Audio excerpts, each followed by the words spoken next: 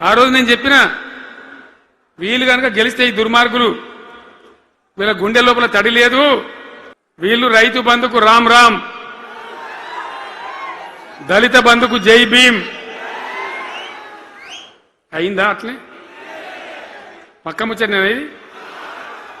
ఇక ఇవాళ ఇప్పుడు జీవన్ రెడ్డి గారు చెప్పిండు, కాంగ్రెస్ వాళ్ళు సభ పెట్టినాడు, కాటారంలో బుడరంలో పెట్టినాడు, ఆడ పైసలు ఎత్తారట.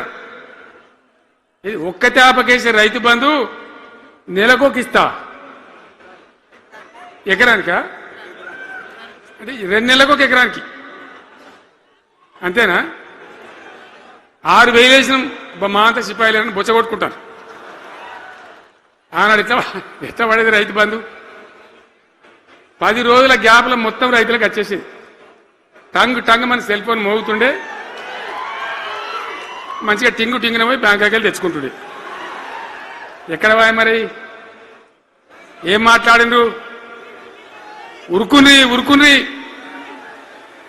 బ్యాంకులో పోయి 2 లక్షలు 3 లక్షలు లోన్ తెచ్చుకోండి, తెల్లారే ఆనాడే సంతకం పెడతాం, లోన్లన్నీ మాఫీ అయినాయా?